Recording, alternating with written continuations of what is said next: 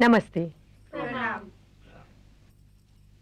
We were discussing Abhinaya and we have already discussed Angik, Vachik and to a large extent Satvik.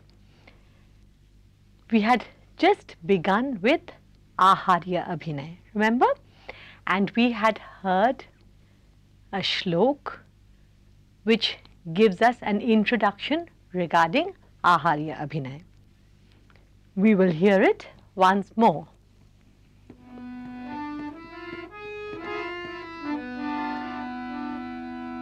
Chaturvidham tu nepatyam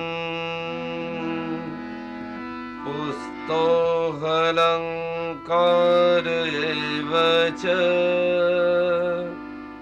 tathangarachana chaiva gyeya sanjeeva eva cha. So the first is pusta, costumes, apparel, something that we wear, a dress. Next is alankara, ornaments. We all wear ornaments even in life, and so ornaments, jewelry. Then the third is angarachana, using makeup, decorating your face or your body. And finally, sanjeev, when an animal or some object is brought in. Regarding the dress, it is said that it can be made of cloth, that is cotton, silk, or it can be made of leather, or even of leaves or other objects. Various types of costumes are worn in keeping with the character being portrayed. Like the king will wear a certain kind of dress, a saint will wear another kind of dress, a queen will wear one type of dress, a village woman will wear another. Then even from region to region, the costume will vary in keeping with the costumes worn in that area. So the costume will also denote what type of a character is being portrayed and where that character comes from. Then ornaments. There is a very long list of ornaments described in the Natya Shastra. Because in those days even men used to wear ornaments. You have kings wearing necklaces and bracelets, and you even have heroes and warriors wearing lots of ornaments. The Natya Shastra divides or rather categorizes ornaments under 4 heads. Let us hear the shloka.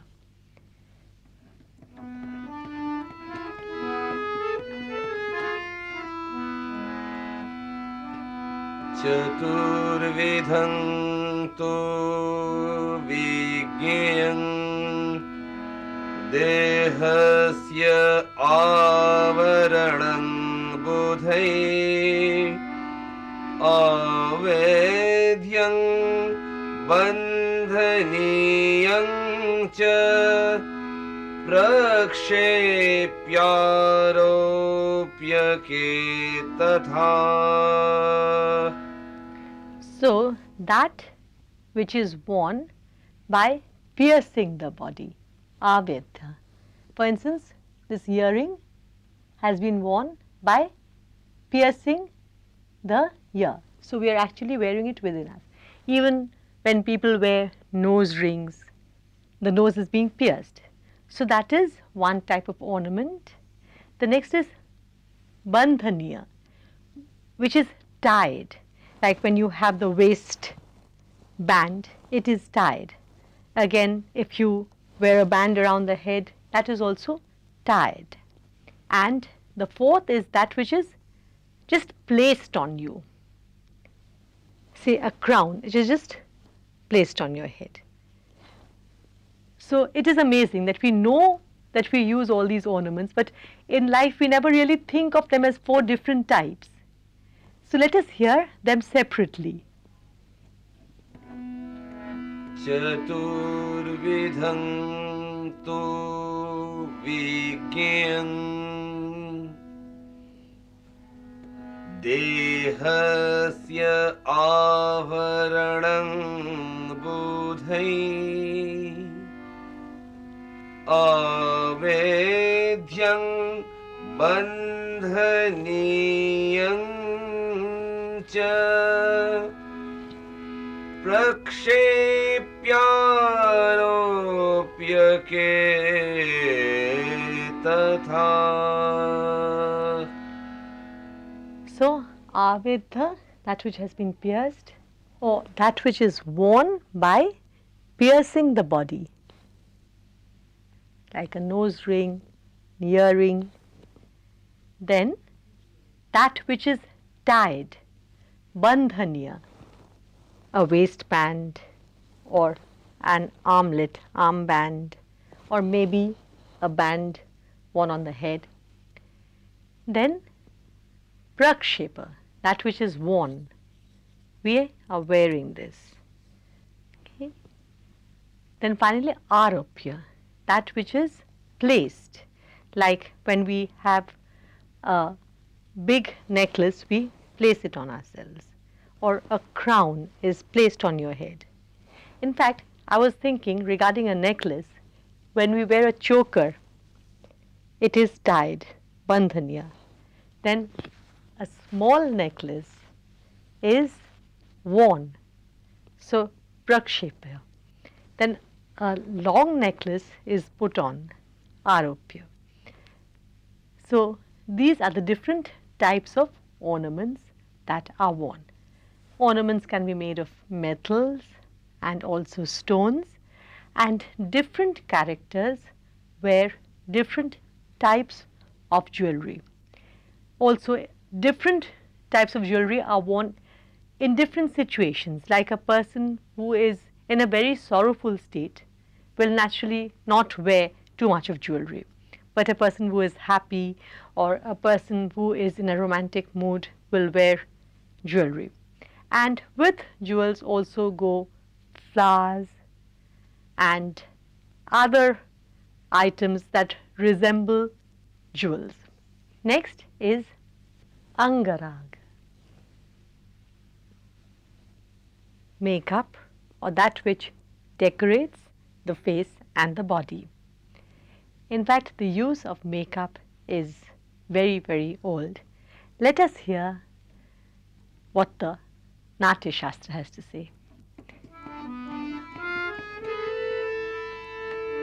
सीतो नीलश्च पीतश्च चतुर्थरक्त एव च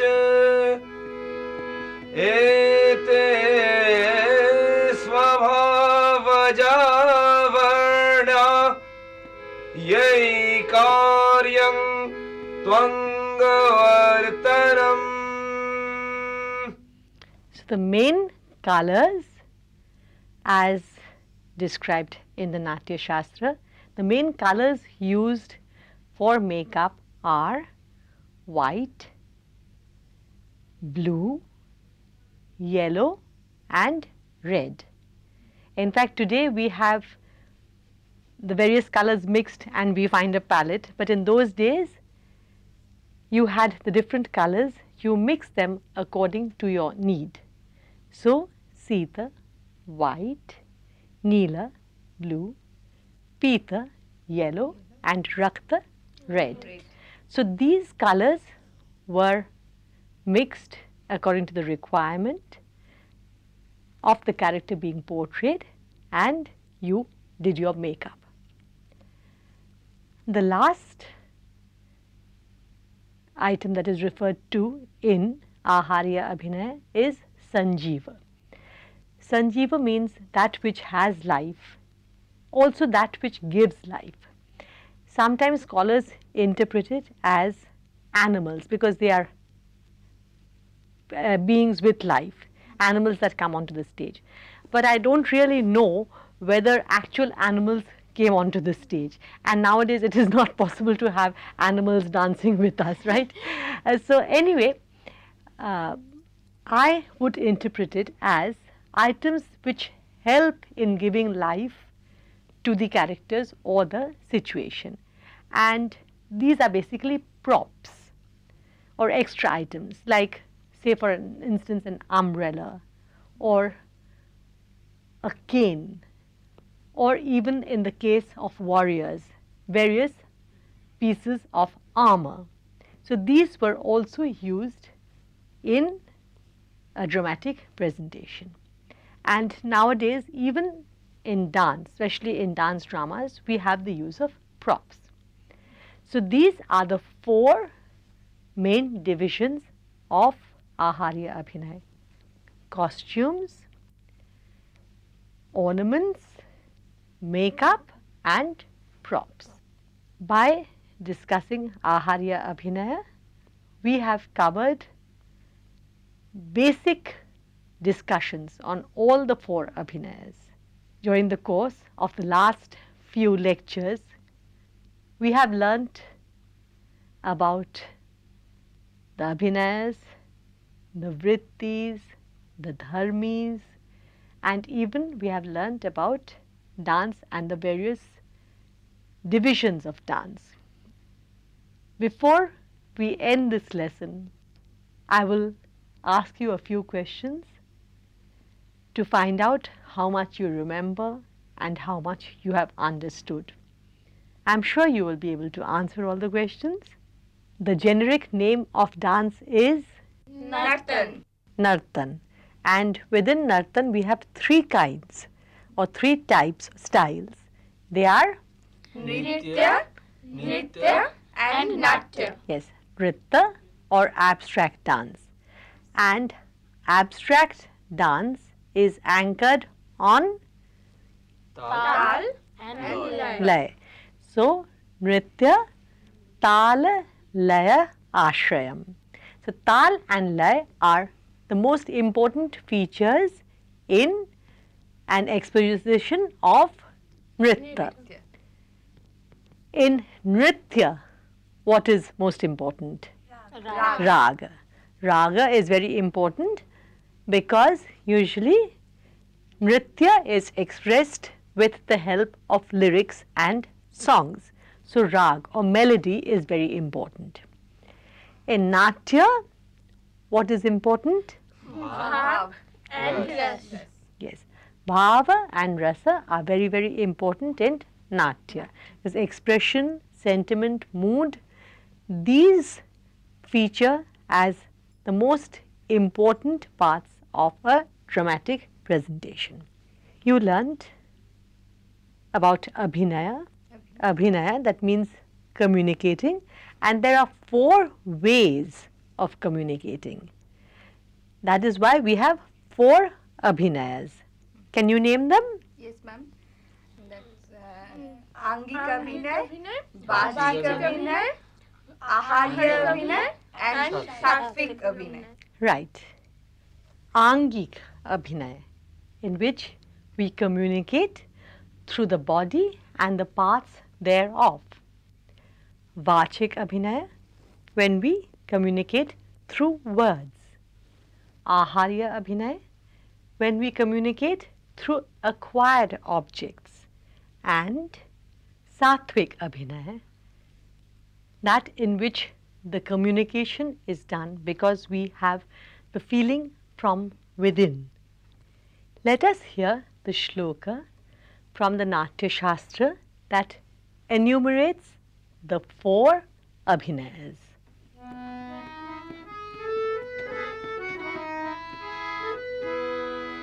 Angiko vachikascheva Aharya Sattvikastatha Chatvaro Vinayayate Begya Natya Sanshaya. So, the learned persons tell us that these are the 4 abhinayas: Angik, Vachik, Aharya and Satvik. Now we learned about Angik. The body, for the sake of analyzing and discussing its usage, is divided into 6 parts. First we have the Shira, the head. Then Hasta or the hands. Then Kati or the waist. Vaksha or the chest. Parshva or the sides, which is the thighs and the hips. And Pada, the feet. This consists of the use of sharir or the body.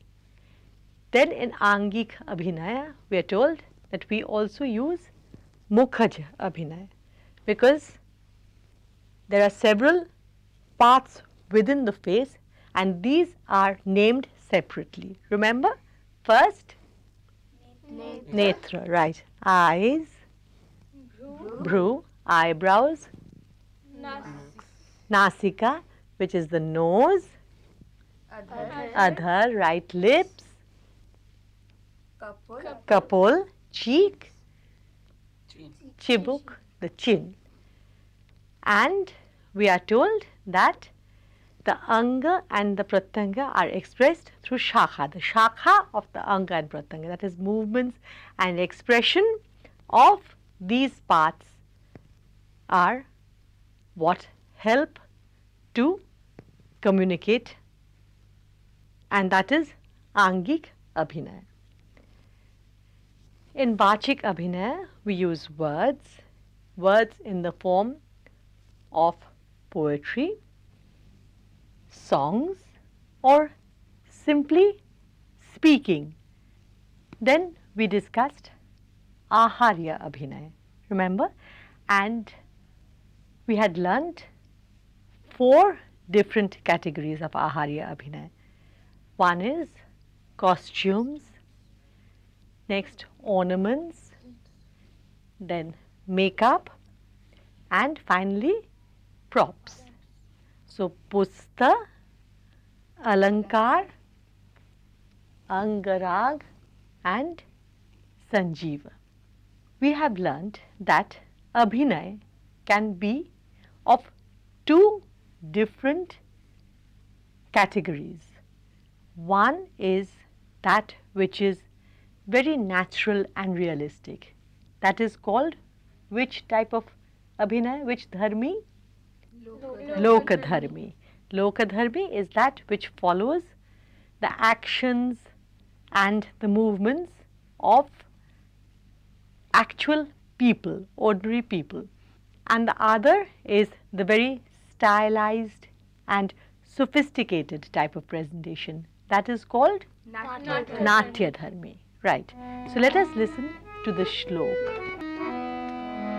Lokadharmi नाट्य धर्मे धर्मी तु द्विविध स्मृत. So, dharmi is either realistic and natural, lokadharmi, or refined, stylized, which is natya dharmi. Now, we had learnt that we have how many vrittis? Four vrittis. Four styles of dramatic presentation. These are Bharati, Satvati, Kaishiki and Arabhati. So Bharati is that in which words, usually Sanskrit words, are very important, and renowned actors take part in Bharati. Vritti, women do not feature much, and it is a very refined, stylized, poetic presentation. Satvati concentrates more on vitality and energy, and it is full of heroism. There is not much of dismay, rather it is full of spirit. Then we have Kaishiki. Kaishiki is the romantic style of presentation. It is full of beautiful songs and dances and heroines, and there is a lot of romance in Kaishiki. And Arabhati is that in which there is deceit, cunning, and a lot of energy too. Then, when discussing Satvik Abhinaya, we had said that there are 8 dramatic moods, 8 natya rasas. We will first hear the shlok and then you will enumerate the 8 rasas. Shringar Hasya Karuna Raudra Veera Bhayanaka Bevatsad Adbhuta Sangyo Chetyashto Natya Rasa Smrita. So the Ashta Natya Rasa, or the 8 dramatic moods, are Shringar,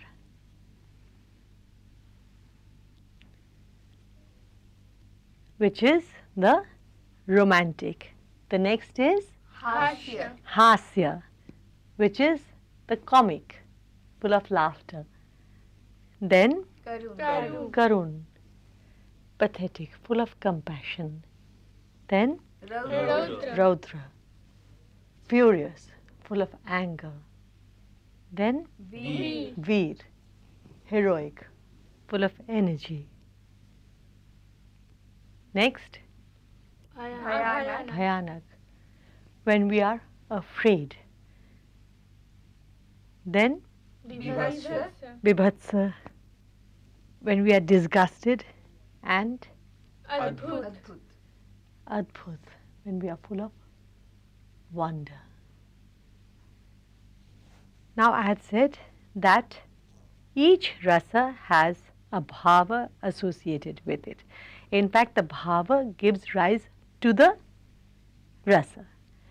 So obviously, since there are 8 rasas, there are 8 bhavas. Let us listen to the shlok describing the 8 bhavas. Ratirhasascha Shokascha Krodhatsaho Bhayam Tatha Yugupsa Vesmayascheti Sthai Bhava Prakirtita. So there are 8 sthai bhavas, or 8 dominant feelings or expressions. The first is Rati. Rati. Rati, in which we see things or do things which evoke the mood of romance. So maybe dressing, maybe seeing the beauty of nature, being with one's lover, and so on. The second bhava is Has. has, when we see something funny, like someone who is wearing something that one should not, or is saying something that one should not. When there's a discrepancy between what should be and what is. Then shok, sorrow, when we see something that makes us feel sad. So sorrow gives rise to sorrow or shok to karun ras. Then krodh, anger, and krodh gives rise to raudra ras. Then for veer ras, which is the bhava utsaha, when we are full of energy. For bhayanak, bhay, when we see something that makes us full of fear. So bhay gives rise to bhayanak. Then when we see something that is horrible, that is absolutely disgusting, then we experience vibhatsarasa. And finally, vismay, when we see something that is wondrous, that is simply beautiful and larger than life, then we are amazed. Now these are called sthai bhavas because there is again sanchari bhava. You cannot remain at the same bhava for a long time, but this is the dominant bhava, and then there are variations or sanchari bhavas. Then we had discussed that each bhava is caused by something. Like for instance, for being afraid, you have to see something that makes you afraid. Now, what is the cause called? Vibhav. And when you experience the bhava, like when you feel it, then the expression comes through various facial features or through certain actions in the body. What is that called? Anubhav. So Anubhav is the expression of bhava. So remember, Vibhav gives rise to bhava, which is expressed in Anubhava. And from bhava, or from the experience of bhava, comes rasa. There are quite a few technical terms and a number of verses that you have learned. And what is really amazing is that in all these 2000 years since the time the Natya Shastra was written, human nature and human art, or rather presentation of artistic talent, has not changed much. We can still identify with these verses, we can still feel them, and we can still help these verses to inspire us to do better presentations in our art form. I wish you all the best. I'm sure you are enjoying the lesson, and in the next set of lessons we will learn about Nayak and Nayika. Namaste. Pranam.